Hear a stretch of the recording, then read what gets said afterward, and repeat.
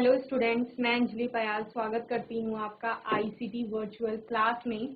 कैसे हैं आप सब लोग? उम्मीद करती हूँ आप सब लोग अच्छे होंगे और अपनी लाइफ में बहुत बेहतर कुछ कर रहे होंगे। आज हम बात कर रहे हैं क्लास 8 के साइंस की। आज आगे कुछ नए टॉपिक्स पर। ओके, किसी बच्चे का कोई डाउट होगा, कोई क्वेश्चन होगा तो आप लोग पूछ लेंगे। सम नेचुरल फेनोमेना में सबसे पहले हमने लाइटनिंग को पढ़ा। ओके, लाइटनिंग आपका क्या होता है? तो लाइटनिंग क्या थी? इलेक्ट्रिकल डिस्चार्ज जब हो रहा था, या हम कहेंगे एक चार्ज बॉडी से दूसरी चार्ज बॉडी में क्या होता है, चार्ज ट्रांसफर होता है। तो उस केस में, या आप क्या कहेंगे, जहां पर इंटरेक्शन होता है, मीटअप होता है, उस केस में क्या हो रहा था, आपका लाइटनिंग की प्रोसेस हो रही थी, या जिसे आप क्या कह रहे थे, बिजली का चमकना कह रहे थे। ओके, तो लाइटनिंग किस तरह से हो रही थी? दो तरह से हो रही थी। एक आपने बोला कि अगर यहाँ पर क्या है, आपके क्लाउड्स हैं, आसमान में बादल होते हैं, इन बादलों में आपका क्या पाया जाएगा, चार्जेस पाए जाएंगे। ठीक है, दूसरा आपका क्या है, अर्थ की सरफेस है, या अर्थ की सरफेस के ऊपर वाला पार्ट जो है। ठीक है, तो इन क्लाउड्स में आपके क्या होते हैं, चार्जेस होते हैं। पॉजिटिव चार्ज ऊपर को पाया जाता है और नीचे को आपका नेगेटिव चार्ज मिलता है। ठीक है, पॉजिटिव ऊपर को और नेगेटिव नीचे को। ऐसे ही अर्थ की सरफेस के ऊपर के साइड में आपको पॉजिटिव चार्जेस मिलते हैं। ओके, तो दो तरह से आपका क्या हो रहा है, इंटरेक्शन हो रहा है। एक इस नेगेटिव और इस पॉजिटिव के बीच में होगा, और एक इस नेगेटिव और इस पॉजिटिव, यानी बिटवीन द क्लाउड्स होगा और between cloud and earth surface. Okay, earth और क्लाउड के बीच में आपका इंटरेक्शन होगा, और क्या होगा, बादलों के बीच में आपस में इंटरेक्शन होगा, या वो जब आपस में टकराएंगे आप कहेंगे, तो उस केस में क्या होगा, चार्जेस आपके डेवलप होंगे या चार्ज ट्रांसफर होंगे, और उसी को आप क्या कहते हैं, जब स्पार्क वहां पर होगा तो स्पार्क जो आपको एक चमक दिखाई देगी, वही क्या है, लाइटनिंग। ओके, इतना आपने पढ़ लिया था। देन क्या कहा था, जो स्पार्क था उसके बारे में अलग अलग साइंटिस्ट के नाम आते हैं आपके यहाँ पर। बेंजामिन फ्रैंकलिन का नाम आता है, जिन्होंने जो लाइटनिंग प्रोसेस है उसको क्या बोला कि एक नेचुरल फेनोमेना है। बाकी जो भी इसको लेकर कोई भ्रांतियां वगैरह हैं, ये सब क्या नहीं है, सत्य नहीं है। चार्जिंग बाय रबिंग टॉपिक में आप अलग अलग एक्टिविटीज करते हैं, या अलग अलग एग्जाम्पल लेके चलते हैं कि जब दो सब्सटेंसेस को एक साथ रब किया जाता है तो दोनों में क्या हो जाते हैं, चार्जेस डेवलप हो जाते हैं। और ये कैसे होते हैं, अगर क्या है, बोथ आर अनचार्ज, यानी दोनों कैसे हैं, आपके अनावेशित है। ओके, अनावेशित है, उस केस में दोनों अनावेशित, जिनमें दोनों में किसी भी प्रकार का चार्ज नहीं है, अपने आप में उसके एटम्स क्या होंगे, न्यूट्रल होंगे। क्यों? क्योंकि उतनी ही संख्या में इलेक्ट्रॉन है और उतनी ही संख्या में वहां पर क्या है, प्रोटॉन उपस्थित है। तो एटम अपने आप में क्या हो जाएगा, न्यूट्रल हो जाएगा, जिस वजह से हम उसे क्या कह रहे थे, अनचार्ज या अनावेशित क्या कह रहे हैं, वस्तु कह रहे हैं। उन अनावेशित वस्तुओं को जब आपस में रब किया जाएगा तो उन दोनों पे आपके चार्जेस डेवलप हो जाएंगे, और वो चार्जेस कैसे होंगे, एक दूसरे के विपरीत होंगे। एक में पॉजिटिव आया है तो दूसरे में क्या आएगा, निगेटिव आएगा। ठीक है, दूसरा हमने क्या कहा, चार्ज टू अनचार्ज और चार्ज विद अनचार्ज। ओके, यानी आवेशित से, जिस पर ऑलरेडी क्या है, आवेश है, आवेशित से आप क्या करेंगे, जो अनावेशित है, जिस पर किसी भी प्रकार का क्या नहीं है, चार्ज नहीं है, उसको क्या करेंगे, आप चार्ज करेंगे। तो कैसे होता है, जिस बॉडी में आपके चार्ज है, जिस ऑब्जेक्ट में आपके चार्ज है, ठीक उसके ऑपोजिट चार्ज दूसरी बॉडी में आपके डेवलप हो जाता है। ठीक है, क्यों? क्योंकि जो चार्ज यहाँ पर है, ठीक है, उसको उसके ऑपोजिट चार्ज चाहिए होता है अट्रैक्ट करने के लिए, अट्रैक्शन यहाँ पर होता है। ठीक है, चार्ज बॉडी अनचार्ज को क्या करती है, अट्रैक्ट करती है, और अट्रैक्ट करने के लिए क्या जरूरी होना चाहिए, इसके ऑपोजिट चार्ज आपके पास होना चाहिए। तो यहाँ पर चूंकि एटम है आपका, और एटम में आपके पॉजिटिव और निगेटिव दोनों चार्जेस हैं, तो यहाँ से पॉजिटिव और निगेटिव से ये पॉजिटिव है तो ये क्या करेगा, नेगेटिव को अक्यूमुलेट करेगा। स्टार्ट करेंगे तो क्या कहा कि कोई चार्ज बॉडी है, यानी जिस पर आवेश रखा गया है, ठीक है, जिस पर पहले से आपका आवेश पाया जा रहा है, वो क्या करेगा, दूसरी जो अनचार्ज बॉडी है उसमें भी चार्ज डेवलप कर लेगा। ठीक है, इस पर आवेश है, पॉजिटिव हम बोल रहे हैं, धनात्मक इस पर आवेश है, ये क्या करेगा, ये अनचार्ज बॉडी है, ठीक है, बॉडी यानी ऑब्जेक्ट, कोई भी वस्तु हो सकती है जिस पर चार्ज आपका नहीं है, चार्ज नहीं है लेकिन वो एटम से मिलकर के बन रहा है। हम क्या कहते हैं, कोई भी जो पदार्थ होता है वो परमाणुओं से मिलकर के बनता है, छोटे छोटे पार्टिकल्स हैं। उन पार्टिकल्स के अंदर, एटम्स के अंदर आपके क्या होते हैं, इलेक्ट्रॉन्स और प्रोटॉन्स होते हैं, ठीक है। इलेक्ट्रॉन आपका हो गया नेगेटिव चार्ज, प्रोटॉन आपका हो गया पॉजिटिव चार्ज, ओके। तो ये इलेक्ट्रॉन और प्रोटॉन आपस में सेम नंबर्स में होते हैं, तो उसमें क्या होता है कि दोनों एक दूसरे को बैलेंस कर ले जाते हैं, और बैलेंस करने पर आपका परमाणु जो होता है वो अपने आप में क्या होता है, न्यूट्रल हो जाता है। अभी क्या होगा कि जो ये एटम न्यूट्रल था, ठीक है, इलेक्ट्रॉन्स और प्रोटॉन्स तो इसमें हैं, तो वो इलेक्ट्रॉन्स और प्रोटॉन्स इसके कारण से क्या हो जाएंगे, इस वाले पार्ट में आ जाएंगे, ये वाला जो सिरा है ना इसका, जिस साइड से अट्रैक्ट होगा, ठीक है। तो पॉजिटिव और नेगेटिव से, चूंकि ये अपने आप में पॉजिटिव है तो ये नेगेटिव को अट्रैक्ट करेगा। तो कितनी चीजें समझ में आई आपको, दो चीजें समझ में आई। क्या हुआ कि आपके पास अनचार्ज दो ऑब्जेक्ट थे, पहला वाला केस, दोनों में क्या नहीं था, आवेश नहीं था किसी भी प्रकार का। एक आपका सिल्क का कपड़ा हो गया सिंपल, दूसरा आपका क्या हो गई, ग्लास रॉड हो गई, ठीक है। अभी क्या होता है, दोनों एटम से मिलकर के बने हुए हैं, दोनों में क्या होंगे, इलेक्ट्रॉन्स भी होंगे और प्रोटॉन्स भी होंगे। इलेक्ट्रॉन्स आपके नेगेटिव चार्ज हो गए, प्रोटॉन आपका क्या हो गया, पॉजिटिव चार्ज हो गया, ओके। इसके बाद क्या होता है कि रब करने से इलेक्ट्रॉन्स, प्रोटॉन तो कहाँ होते हैं, नाभिक में होते हैं, सेंटर में होते हैं एटम के, टाइटली बॉन्डेड होते हैं नाभिक से। तो जो चीज टाइटली बॉन्डेड होती है उसको हटा पाना थोड़ा मुश्किल होता है, ठीक है। लेकिन जो इलेक्ट्रॉन्स होते हैं वो ऑर्बिट्स में होते हैं, यहाँ वो थोड़ा लूजली बॉन्डेड होते हैं, हल्के बंध से जुड़े होते हैं, तो उनको इलेक्ट्रॉन को इजेक्ट कराना इजी होता है। तो यहाँ इलेक्ट्रॉन का इजेक्शन होता है। आप कह रहे हैं कि ग्लास रॉड से एक इलेक्ट्रॉन यहाँ ट्रांसफर हो गया, यानी एक इलेक्ट्रॉन का मतलब क्या है, एक निगेटिव चार्ज। एक निगेटिव चार्ज इस सिल्क की इस ग्लास रॉड से कम हुआ है, तो अगर निगेटिव चार्ज कम हुआ है दैट मीन्स पॉजिटिव चार्ज वहां पर बढ़ा होगा। अगर हम कह रहे हैं इस ग्लास रॉड में 3 इलेक्ट्रॉन्स हैं और 3 ही यहाँ पर प्रोटॉन है, ठीक है, और अभी मैं कह रही हूँ एक इलेक्ट्रॉन यहाँ से सिल्क के कपड़े पर आ गया है, तो यानी 2 ही इलेक्ट्रॉन रह गए और प्रोटॉन कितने हैं, 3 है। क्योंकि प्रोटॉन की संख्या ज्यादा है, मतलब ग्लास रॉड क्या हो गई आपकी, पॉजिटिव चार्ज हो गई। एक प्रोटॉन एक्स्ट्रा है ना, 2 इलेक्ट्रॉन को बैलेंस करने के लिए 2 प्रोटॉन है, लेकिन एक प्रोटॉन फिर बच रहा है जिसको इलेक्ट्रॉन नहीं है बैलेंस करने के लिए। वो इलेक्ट्रॉन कहाँ आ गया था, सिल्क के कपड़े में आ गया था। अभी हम कह रहे हैं कि अगर सिल्क के कपड़े में भी आपके 3 इलेक्ट्रॉन्स और 3 प्रोटॉन्स थे, अब यहां से एक और इलेक्ट्रॉन आ गया तो 3 + 1 4 इलेक्ट्रॉन्स हो जाएंगे पूरे सिल्क के कपड़े में। और प्रोटॉन्स आपके कितने हैं, 3 ही हैं। तो इन 3 प्रोटॉन को बैलेंस करने के लिए 3 इलेक्ट्रॉन्स मिल जाएंगे, लेकिन एक इलेक्ट्रॉन अभी भी बच रहा है। वो इलेक्ट्रॉन कहाँ आएगा, इस निगेटिव चार्ज के रूप में आएगा, ओके, जो यहाँ पर सिल्क के कपड़े में आ गया है। तो आपने क्या कहा कि जब ये अनचार्ज थे, किसी भी प्रकार का आवेश वहां पर नहीं था, न सिल्क के कपड़े में था ना ही ग्लास रॉड पे था, तो आपने क्या किया, रब किया, और रब करने पर क्या हुआ कि इस ग्लास की रॉड ने एक इलेक्ट्रॉन, या जितनी भी संख्या में, एक इलेक्ट्रॉन हम एग्जाम्पल के रूप में ले रहे हैं, ओके, एक इलेक्ट्रॉन सिल्क के कपड़े पर ट्रांसफर कर दिया। और जब वो इलेक्ट्रॉन यानी नेगेटिव चार्ज, ऋणात्मक जो आवेश है, ओके, वो जब सिल्क के कपड़े में ट्रांसफर हुआ तो यहाँ पर ऋण आवेश की मात्रा बढ़ जाएगी सिल्क के कपड़े में, ओके, और यहाँ पर ऋण आवेश की मात्रा ग्लास रॉड में कम हो जाएगी।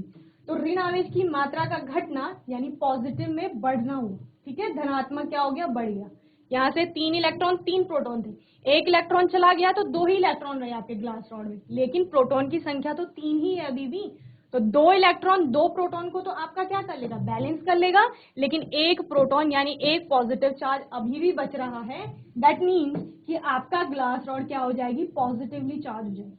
वहीं दूसरा केस क्या है, जब वो इलेक्ट्रॉन यानी नेगेटिव चार्ज आपके सिल्क के क्लॉथ में आया तो यहाँ निगेटिव की मात्रा बढ़ गई, यानी आपका सिल्क का कपड़ा कैसा हो गया, निगेटिवली चार्ज हो गया, ओके।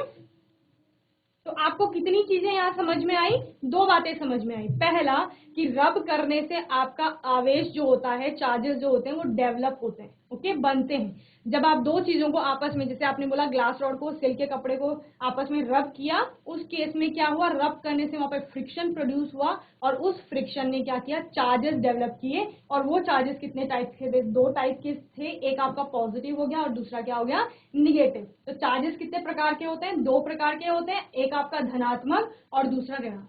ओके, यहां से फिर आपके इंटरेक्शन के बारे में आते हैं कि जो चार्जेस होते हैं वो किस तरह से इंटरेक्ट करते हैं। जैसे आपने प्रीवियस क्लासेस में भी पढ़ा है कि जो आपका सेम चार्जेस होंगे, यानी सेम चार्जेस क्या होंगे, पॉजिटिव पॉजिटिव, अगर दोनों ही पॉजिटिव है, या दूसरा केस अगर दोनों ही क्या है, नेगेटिव है, तो इनको क्या बोला जाएगा, सेम चार्जेस आता है कहीं कहीं पर वर्ड, या कहीं पर वर्ड आता है लाइक चार्जेस, और आप क्या कहते हैं, एक समान आवेश। ओके, जब आपका एक समान आवेश होंगे दोनों, तो वो दोनों आपस में क्या करते हैं, एक दूसरे को प्रतिकर्षित करते हैं या रिपेल करते हैं, एक दूसरे से दूर हटते हैं। ओके, वहीं पर आपका क्या हो जाएगा, दोनों अगर निगेटिव हो जाएंगे या दोनों पॉजिटिव हो जाएंगे, एक पॉजिटिव है दूसरा भी पॉजिटिव है, दोनों को आसपास रखेंगे तो एक दूसरे से दूर भागने का उनमें क्या देखा जाएगा, गुण देखा जाएगा।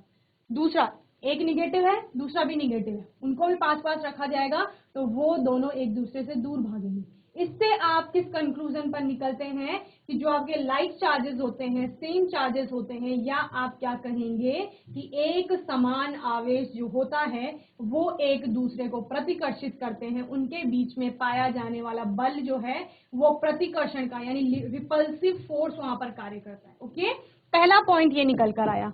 दूसरा आपने क्या कहा कि अगर एक पॉजिटिव हुआ दूसरा नेगेटिव हुआ, या एक नेगेटिव हुआ दूसरा पॉजिटिव हुआ, इनके बीच में क्या होगा, इनके बीच में अट्रैक्शन का फोर्स काम करता है। यानी ये कैसे हो गए, ऑपोजिट हो गए, डिफरेंट बोल सकते हो आप, या अनलाइक बोल सकते हो।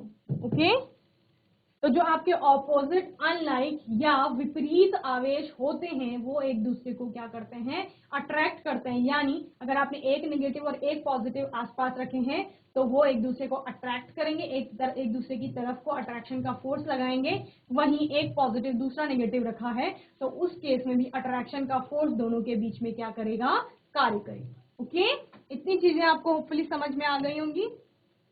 यहाँ पर ट्रांसफर ऑफ चार्जेस मैंने आपको बता दिया, जैसे ग्लास रॉड से आपने क्या कहा, सिल्क में आपका क्या हुआ, चार्ज ट्रांसफर हुआ सिल्क के कपड़े में, तो उससे क्या हुआ, फिर चार्जेस डेवलप हुए। ये हमने अपने लास्ट सेशन में भी देख लिया था।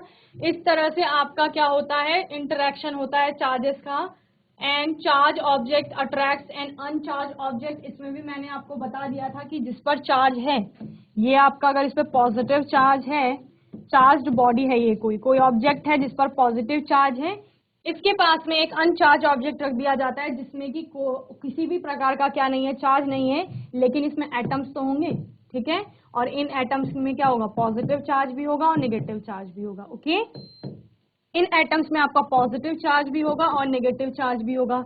लेकिन जब इस चार्ज बॉडी में आपका पॉजिटिव चार्ज है और ये क्या करेगा, अट्रैक्ट कर रहा है इसको, दैट मीन्स कि इस वाले एंड पे जहां से अट्रैक्शन हो रहा है यहां पर इसका नेगेटिव चार्ज एक्यूमुलेट हो जाएगा सारा एक साथ।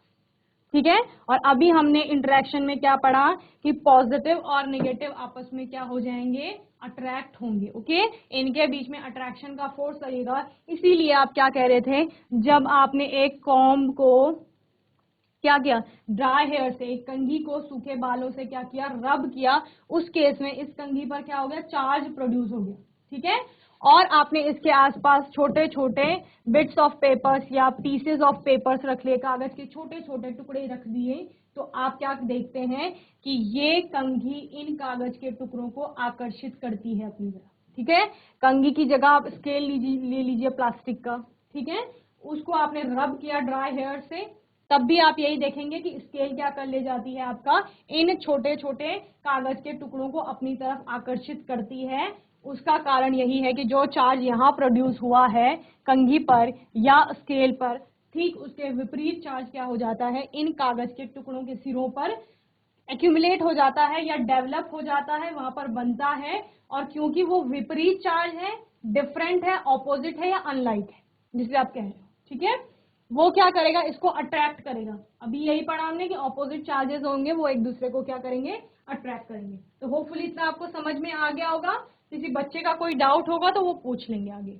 आपका नेक्स्ट है like charges repel each other. तो ये आपने इसकी एक्टिविटी यहाँ पर देख लो कि क्या होता है। दो बैलून्स हैं आपके पास और दोनों बैलून्स क्या कर रहे हैं, अगर हम सेम दोनों को अपने हेयर से रब कर रहे हैं, दोनों बैलून्स को, इसको ग्रीन को भी और ऑरेंज या रेड जो कलर है इसको भी आप ड्राई हेयर से रब कर रहे हैं, तो क्या होता है जब आप इन बैलून को एक दूरी पर रखते हैं, एक सेम डिस्टेंस पर रखते हैं, तो ये क्या करते हैं, उस डिस्टेंस से दूर हट जाते हैं। देखो ये डिस्टेंस बढ़ गई यहाँ पे, यानी यहाँ पर क्या हुआ, ये दोनों बैलून जो एक्चुअल स्टेट में रखे गए थे उससे थोड़ा दूर हटे, यानी इन्होंने एक दूसरे को क्या किया, प्रतिकर्षित किया।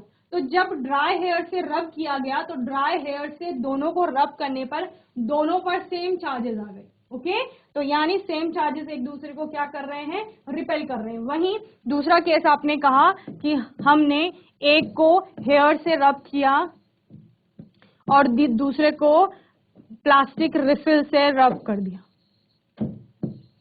ओके, प्लास्टिक रिफिल से इसको रब कर दिया, तो दोनों को अलग अलग चीजों से रब किया गया, तो दोनों पे अलग अलग चार्जेस प्रोड्यूस हुए और जो ऑपोजिट चार्जेस होंगे वो क्या करेंगे, अट्रैक्ट करेंगे, इसलिए ये दोनों बलून का आगे पास पास आ गए। ओके,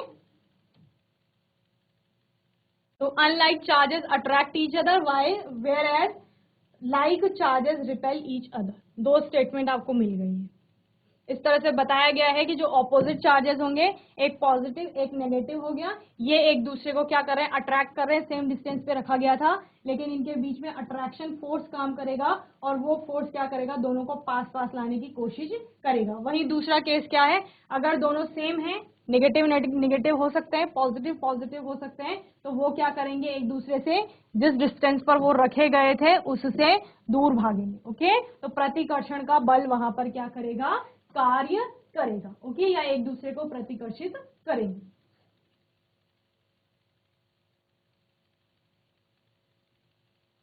तो जल्दी से इसको नोट करेंगे फिर आगे देखेंगे। ओके,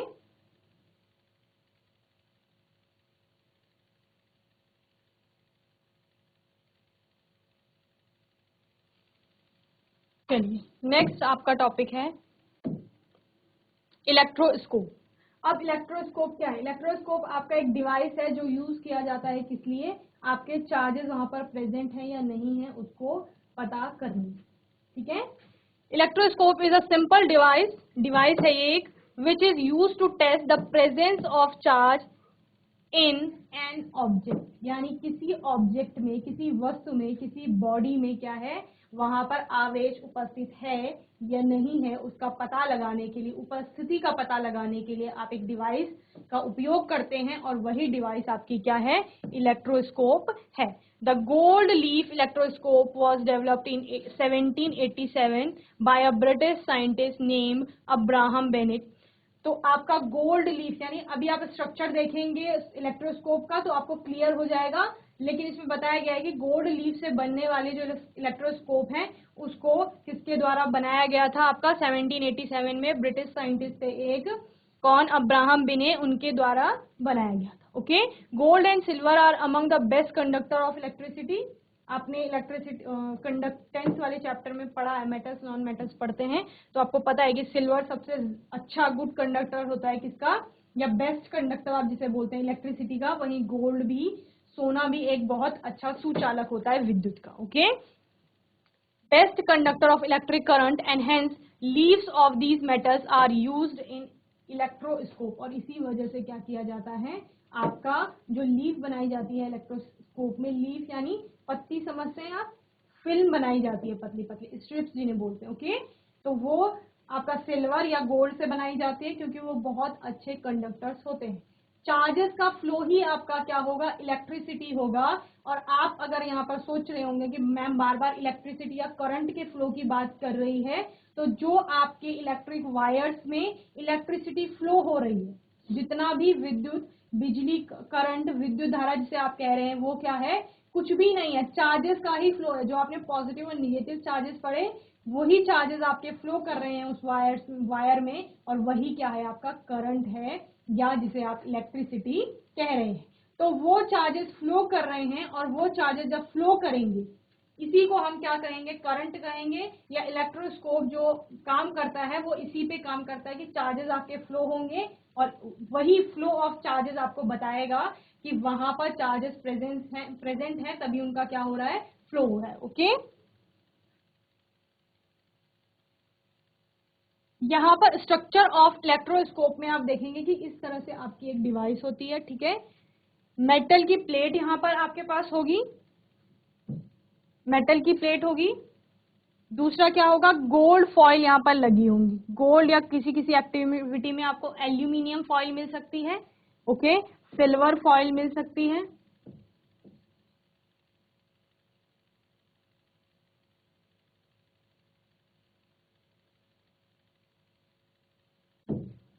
और ये आपका ग्लास का एक कंटेनर, ओके। तो इस स्ट्रक्चर से क्या समझ में आता है आपको, मेटल की ऑलरेडी प्लेट है, सिल्वर, एल्यूमिनियम, गोल्ड की बात कर रहे हैं, तो ये सब भी आपके क्या हैं, मेटल्स हैं। यानी चार्जेस को फ्लो कराना है, अगर करंट को फ्लो कराना है तो आपके पास क्या होना चाहिए, एक कंडक्टर होना चाहिए, यानी सुचालक होना चाहिए, जो क्या करेगा, विद्युत धारा को, करंट को या चार्जेस को अपने में से फ्लो होने देगा। ओके, तो यहाँ पर क्या करते हैं, एक चार्ज रॉड लाते हैं, कोई भी मेटल की चार्ज रॉड ये हो सकती है, जिस पर कि आपके क्या है, आवेश हैं। ओके, मेटल की प्लेट के पास इसको लाया जाता है, क्योंकि अभी मेटल में किसी भी प्रकार से आपका चार्ज नहीं था, किसी भी प्रकार से इलेक्ट्रिसिटी से या किसी से कनेक्ट नहीं किया गया था, तो क्योंकि ये चार्ज है, ये अनचार्ज है, तो यहाँ पे चार्ज डेवलप हो जाएगा, इसके ठीक ऑपोजिट, तो नेगेटिव चार्ज यहाँ पर आ गया। उसके बाद आपने क्या किया, ये चार्ज यहाँ से यहाँ ट्रांसफर होगा, देन आप देखते हैं यहाँ मेटल की रॉड लगी हुई है पूरी, और ये कहाँ आ जाता है चार्ज आपका, इस गोल्ड की फॉइल पे या मेटल की फॉइल पर आ जाता है।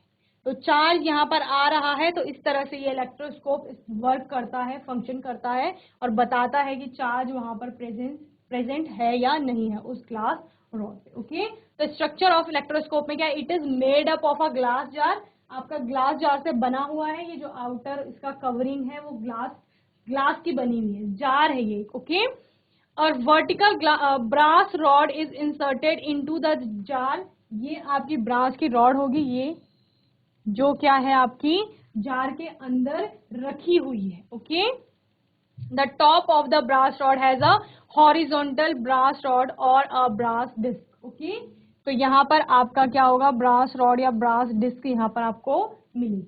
Okay, then two gold leaf are suspended from the brass rod inside the jar। Okay, कहीं कहीं पर आपको एल्यूमिनियम फॉइल बता सकते हैं या एल्यूमिनियम स्ट्रिप्स, कहीं पर आपको गोल्ड की स्ट्रिप भी बता सकते हैं। तो यहाँ पर मेटल की आपकी 2 स्ट्रिप्स लगी होंगी जार के अंदर, ये इसका क्या हो गया, इलेक्ट्रोस्कोप का स्ट्रक्चर हो गया। इससे पहले आपने पढ़ा कि इलेक्ट्रोस्कोप का काम क्या होता है, आपका जितने भी चार्जेस हैं उनकी प्रेजेंस को बताना, कि वहां पर चार्ज प्रेजेंट है या नहीं।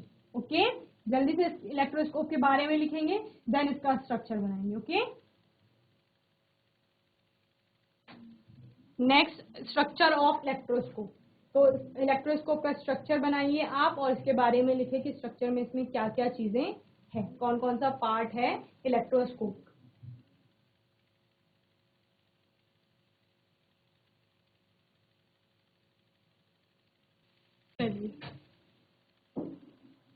वर्किंग ऑफ इलेक्ट्रोस्कोप, आपका इलेक्ट्रोस्कोप किस तरह से काम करता है, when the brass disc of the electroscope is touched with a charge object, जिस मेटल डिस्क और मेटल की प्लेट की बात आप कर रहे हैं, हम कह रहे हैं कि वो ब्रास की बनी हुई है, और उसको जब चार्ज डिस्क से क्या किया जा रहा है, चार्ज डिस्क थी आपकी, यहाँ पर एक चार्ज रॉड थी, यहाँ पर डिस्क थी आपकी इस तरह से,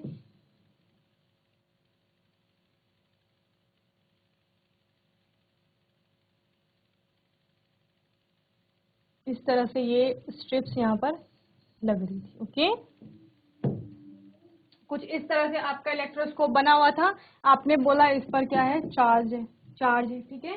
तो इस चार्ज रॉड को या प्लेट को जब डिस्क के पास में लाया जाता है, electric charge gets transfer to the gold leaf through the rod, तो क्या होता है, इसके थ्रू यहाँ से आपका पॉजिटिव चार्ज इस मेटल की रॉड के थ्रू ट्रांसफर हो जाता है और आपके गोल्ड की जो आप लीफ कह रहे हैं या मेटल की लीफ कह रहे हैं उस पर क्या हो जाता है, आ जाता है। This result in the gold leaves moving away from each other. This happen because both the leaves have similar charges.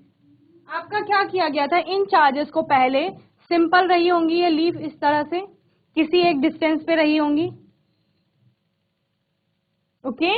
जब इन पर पॉजिटिव चार्ज आ गया, इस केस में हम कह रहे हैं कि पॉजिटिव चार्ज यहाँ ट्रांसफर हुआ, दोनों ही आपके लीव्स पर पॉजिटिव चार्ज आ गया और पॉजिटिव चार्ज आने के बाद क्या हुआ, ये लीफ एक दूसरे से दूर चली गई, जैसे इस केस में हमने कहा।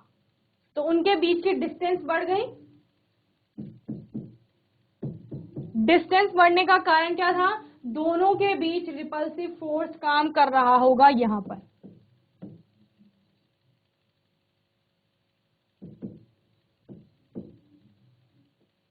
रिपल्सिव फोर्स काम कर रहा है या ये दोनों क्या कर रहे हैं, एक दूसरे को रिपेल कर रहे हैं। तो यहां पर भी आपको पता चलता है कि जो आपके सेम चार्जेस होंगे जो कि इस फॉइल पर या स्ट्रिप्स पर डेवलप हुए हैं वो एक दूसरे से दूर जा रहे हैं, जिसका मतलब क्या है कि उनके बीच में प्रतिकर्षण का बल कार्य कर रहा होगा। ओके, तो ये आपका इलेक्ट्रोस्कोप की फंक्शनिंग होगी और ये किस पर आपके आकर रुकती है कि जो आपके सिमिलर चार्जेस होंगे वो एक दूसरे से दूर जाते हैं या उनमें प्रतिकर्षण का बल वहां पर कार्य करता है। ओके, जल्दी से इसको नोट करेंगे फिर आगे देखेंगे।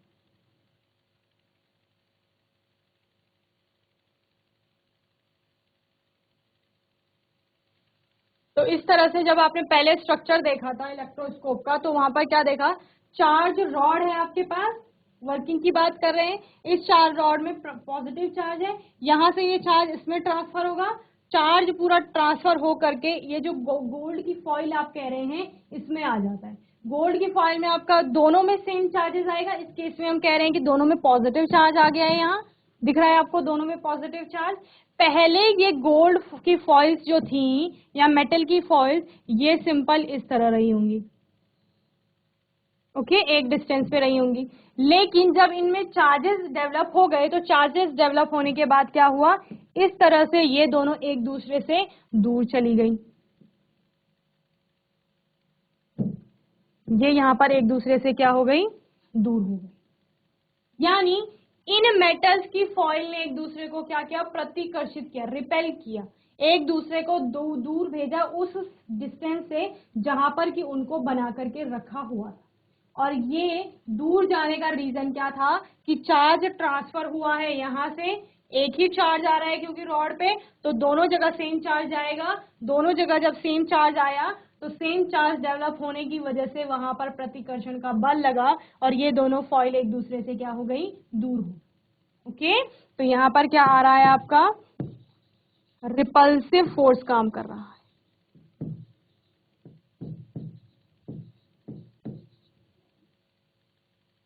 तो ये इलेक्ट्रोस्कोप की आपकी फंक्शनिंग हो गई, स्ट्रक्चर उसका आपको पता चल गया, इलेक्ट्रोस्कोप है क्या वो आपको अच्छे से समझ में आ गया होगा।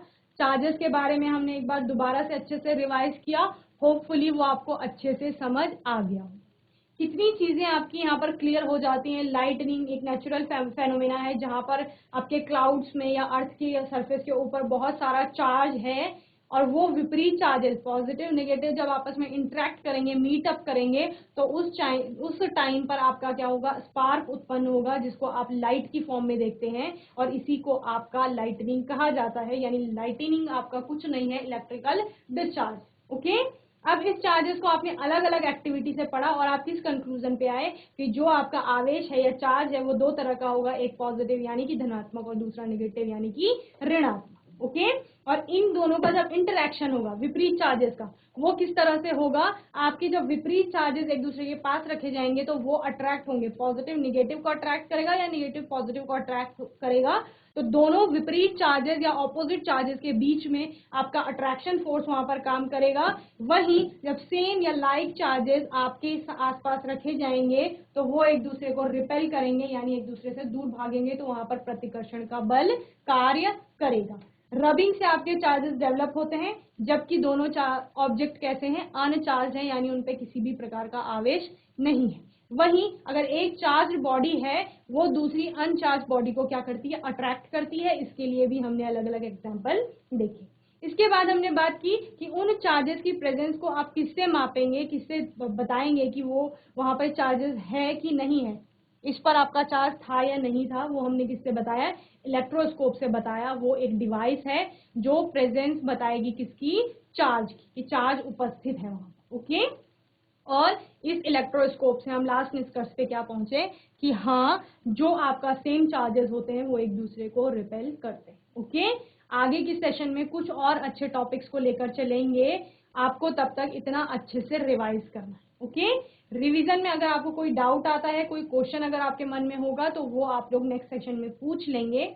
और तब तक के लिए आईसीटी वर्चुअल क्लास से जुड़ने के लिए धन्यवाद।